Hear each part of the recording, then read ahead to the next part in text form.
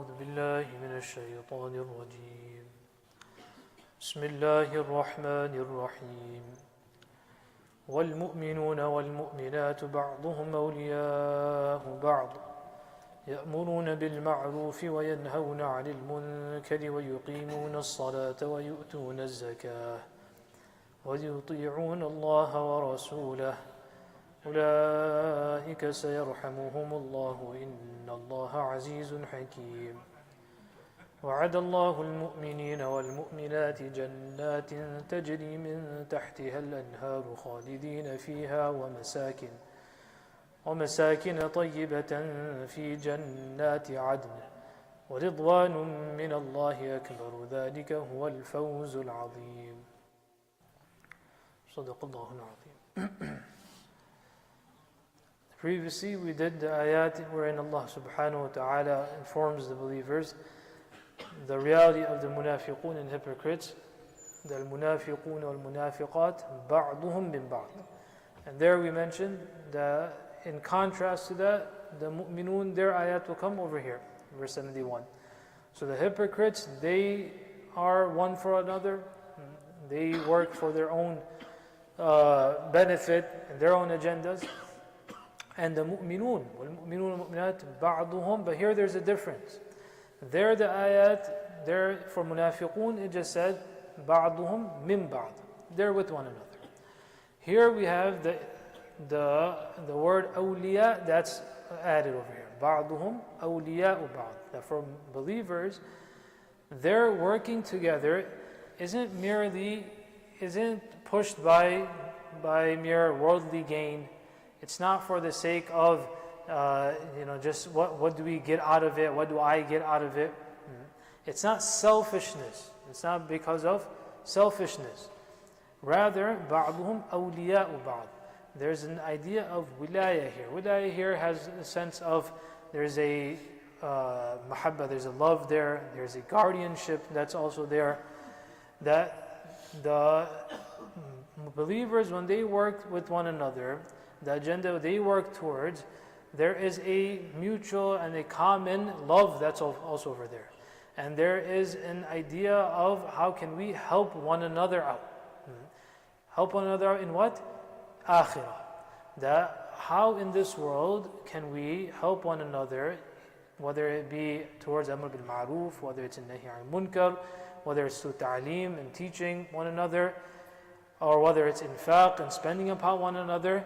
All of this is geared towards that we're going towards the akhirah. That just as I would like to go into Jannah, I want that my brother also goes into Jannah. That together we can enjoy the pleasures of Jannah together. For the munafiqun, that's not the case. They're just ba'duhum ba'd. That if need be, we'll use one another to get into whatever offices we need, to get into, to make whatever money that's required, whatever other propaganda that if we need to use someone, we'll use them. If we don't, we dump them and we move on. That's the way of the munafiq. That's the one who has kufr and has no iman and has no common platform of iman. But iman, the platform of iman, that ta'alluq, that connection which is of iman, is in akhirah. And that's the reality. That's the haqiqah. The true mahabba, haqiqah, the real mahabba, the real love and the real friendship is one that is based upon iman. That which is joined by the kalimat tawheed. Any other form of connection, that's merely worldly. You get your work done, great. If not, then move on to the next. But iman is not like that. Why? Because this is what we've received through the Nabi of Allah subhanahu wa ta'ala. That the Nabi of Allah subhanahu wa ta'ala, the ulfa that Allah subhanahu wa ta'ala granted is through Nabi alayhi salatu wasalam. And the Nabawi method is not like this. The Nabawi method is that we don't ask you of any ajr. We don't ask you of any recompense. It's not for you. The Nabi comes only for the khair and goodness of the people. The Nabi gets nothing out of it. He's not looking that how can it's not just numbers for him. The more the people going to Jannah through me, I get something. That's not how it works. The Nabi's work isn't based off a commission. Right? That if you do this, then we'll give you more commission. That's not how it works. The Nabi's complete, his entire concentration and his desire for the Ummah is pure. That everyone should go into Jannah, and how can everyone be saved from Jahannam? It's free from all forms of, there's no strings attached over there. There's no selfishness over there. So this is what the Ummah also receives. وَالْمُؤْمِنُونَ وَالْمُؤْمِنَاتِ بَعْضُهُمْ أَوْلِيَاءُ بَعْضٍ. This love of wilayah through the Nabi they also receive for one another. That they help one another. Towards what? Right now, I was thinking about this, and one brother also reminded that if this is the last session, how do we continue after Ramadan and things. So, subhanAllah, husn ittifaq, coincidence is that in these ayat, this is more than enough hidayat for us. That within, just as we're doing these things in the month of Ramadan, we should continue these a'mal and deeds throughout the rest of the year as well. يَأْمُرُونَ بِالْمَعْرُوفِ, that they enjoin and they call one another towards ma'roof and goodness. وَيَنْهَوْنَ عَنِ الْمُنْكَرِ, and they prevent and stop from wrongs. The word that's used, that we translate, we say ma'roof, we translate as good, and munkar as bad. Literally, ma'roof means something which is recognizable, that you can recognize it. Munkar means that it's non-recognizable. Meaning, the thing which is good is supposed to be ma'roof. That anyone who has enough sense in him, that his tabi'ah, his nature is not polluted by shaitani wasawis, and it's not polluted by other external communal factors, etc., then he can very easily recognize good, and he can very easily recognize what is bad. Right? But one of the signs of the Day of Judgment is that this will become opposite. That what is ma'roof is now munkar, what is munkar is now ma'roof. So what becomes commonplace and recognizable? Something which is wrong now. Such that if you don't do it, say, oh, how come you're not doing this? That it's normal to do the wrong thing. And it's abnormal to do the right thing. The one who does the right thing looks, oh, what an anomaly. Why is this person doing this? It's very weird that you have so much respect for your elders. That it doesn't make sense that you have so much modesty. Right? Why are these women so modest? What's wrong with them? That they cover themselves. Whereas this used to be common. Islam or no Islam, this was something common. This was how human beings operated. That's how human beings were. They would cover themselves. Right? But as we move towards the Day of Judgment, that as it comes in the hadith of Rasulullah, this is one example. Nakedness becomes commonplace. Lying becomes the norm. Why are you being, try to be so innocent? You need to do some of these type of things. Otherwise, you won't be able to be successful. So it becomes normal to lie. It becomes normal to cheat. It becomes normal to do all of these things. Such that people start saying that, oh, you think you're too good. So these are signs of the Day of Judgment. يَأْمُرُونَ بِالْمَعْرُوفِ وَيَنْهَوْنَ عَنِ الْمُنكَرِ وَيُقِيمُونَ الصَّلَاةِ. They establish salah. Now, each of these points themselves can take a long time for explanation of the iqamatu salah, establishing salah. So there is something to be noted here, that the Quran Kareem uses iqama, establishment. Not just you prayed once, it's done. But establishing salah in one's life. That starts from tahara, and before that, how a person thinks about salah, etc., and then to have istiqamah upon that.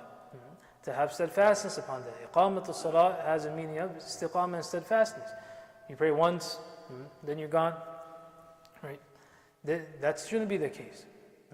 But they say that in Urdu they say there are few types of musallis. One musalli is art ke. Art Jummah ke Jummah, art din. Only once in the week Jummah they pray. Then say thart ke. Thart means whenever you feel like you pray. The other is ghat ke. Only when there's janazah then you come. Ghati mein. And then 360 ke. Eid say Eid. From one Eid to the other Eid, then you pray. Eid to Eid, that becomes 360 ke. So we shouldn't fall into in these categories of musallis. We should be those that are iqamatul salah. the 5 times salah, with the correct wudu, khushu', khudu', all of these things put together. All of these things we've heard, mashallah, bayanat, there's so much. Once I met a very pious person, so he said that most people, there's few levels. He said most people don't listen. Usually, most people don't listen. Those that listen don't understand. Most of them don't understand. Then from those that understand, very few actually practice. Then from those who practice, even lesser have istiqamah and steadfastness. So you see the levels? The first level, you have to listen. After you listen, you have to try to understand. And after understanding, then you practice upon it. After practicing, istiqamah and steadfastness upon it. وَيُؤْتُونَ الزَّكَاةَ, then they give zakah. We spoke about zakah, and they're meant to be discussed over here as well. وَيُطِيعُونَ اللَّهَ وَرَسُولَهُ, إِطَاعَةُ اللَّهِ إِطَاعَةُ الرَّسُولِ. So all of this falls under the wilaya of mu'minun upon one another. Meaning in this context, bringing wilaya in these a'mal means what? That we help one another in these things. We help one another through amr bil ma'ruf. We help one another through nahy al munkar. We help one another upon iqamatul salah. We help one another upon ita'u zakah, or through that. أُولَٰئِكَ سَيَرْحَمُهُمُ اللَّهُ. These are the ones who will receive the rahmah of Allah. When we say Ramadan is about rahmah, maghfirah, all these things, these are the people who will get rahmah. This is how you attract the rahmah of Allah subhanahu wa ta'ala. There's no other way to attract. It's a very simple way. إطاعة الله إطاعة الرسول إقامة الصلاة أمر بالمعروف. These are the things that brings the rahmah. إن الله عزيز حكيم. Allah subhanahu wa ta'ala is all overpowering, all wise. What does a person get through all of these things? Why should you do what is being asked to do? What do the mu'mineen receive? Again and again, the Qur'an's promise is very clear. وَعَدَ اللَّهُ الْمُؤْمِنِينَ وَالْمُؤْمِنَاتِ جَنَّاتٍ. Not one jannah, jannatin, gardens. There's so much that you will get. So much. The amount a person invests, people invest in this world, really if we sit down and think about it, these are things that we hear again and again and again, and it should be like that. They say in Arabic, that تَكَرَّرَ تَقَرَّرَ. The more something is repeated, the more it consolidates and it becomes solidified in a person's heart. So jannatin, if you think about where are we investing more? تَجْرِي مِن تَحْتِهَا الْأَنْهَارِ. See the beauty of Jannah, the garden, the rivers will be flowing underneath. خَالِدِينَ فِيهَا, forever and ever. We spoke about all these, the khulud, everlastingness of the Jannah. مَسَاكِنَ طَيِّبَةً, beautiful abode. فِي جَنَّاتِ عَدْنٍ. And above all of that, the most important thing, وَرِضْوَانٌ مِّنَ اللَّهِ أَكْبَرُ. The ridwan and the pleasure of Allah subhanahu wa ta'ala. That is the if you want to say in English, say the cherry on top. Or not just the cherry, but that's the cream. That's the main thing. Once the ridwan of Allah, the pleasure of Allah subhanahu wa ta'ala is there, everything else is subordinate to that. Once you have the ridwan of Allah, the pleasure of Allah, then everything else becomes under that. ذَلِكَ هُوَ الْفَوْزُ الْعَظِيمُ. This is the most magnificent triumph and success. So, brothers, this is what it comes down to. Ramadan or not Ramadan, we have a place that we're all heading, which is towards our akhirah. Our akhirah starts with our death. Whether it's Ramadan or not Ramadan, every one of us will pass away. Whether we pass away today, tomorrow, before the next Ramadan, this is not something which is in our knowledge. Allah subhanahu wa ta'ala in His infinite wisdom knows, in His knowledge, He knows when a person passes away. So with that a person in mind, he needs to work the rest of the year. The month of Ramadan was something which we could kind of, so to say, prove to ourselves that we can do something. That many of us in the month of Ramadan, mashallah, we proved that we could perform Salatul Fajr with Jama'ah every day. We did it. We proved to ourselves that we could perform many rak'at at night. We did it, mashallah. We proved that we can fast. We proved that we can give. We proved that we can control our anger. We can be more patient. There are all these things. Now the question is that how much of this do we desire and want to keep? Now obviously Ramadan, outside Ramadan, the barakat are different. That no one denies that. But Allah subhanahu wa ta'ala's rahmah is daimi, is always there. It's not to say that maghfirah, afu, these things are only specific to Ramadan. No, not at all. We say that throughout the entire night of Ramadan, Allah subhanahu wa ta'ala's khas rahmah is in the closest sky. But every night at the last third, that's also there.